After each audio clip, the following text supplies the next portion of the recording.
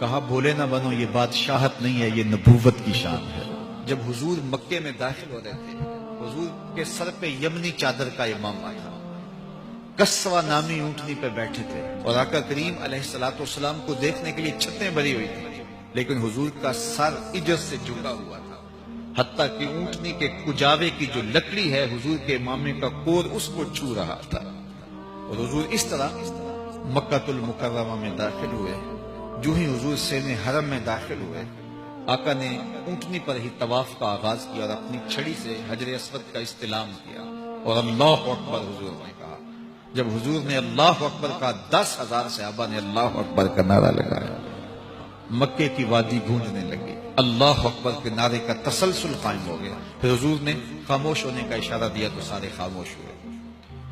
360 بت تھے جو اطراف کعبہ میں نصب کیے گئے تھے۔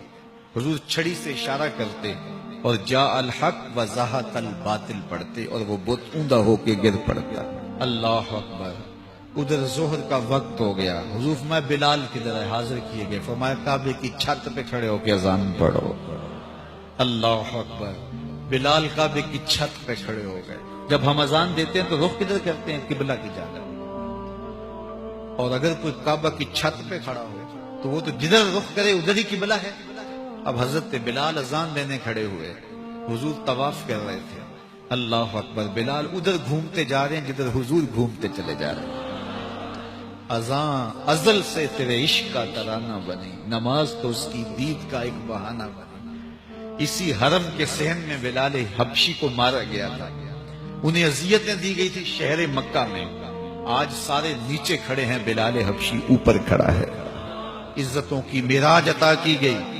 حضور علیہ السلام تشریف لائے اور آقا کریم نے فرمایا کہ لوگوں بتاؤ تمہارا کیا گمان ہے میرے بارے؟ انہوں نے کہا آپ کریم باپ کے کریم بیٹے ہیں تو آپ سے ہمیں خیر کی توقع ہے، لیکن انہیں یہ تھا کم از کم ہمیں مکہ بدر کر دیا جائے گا۔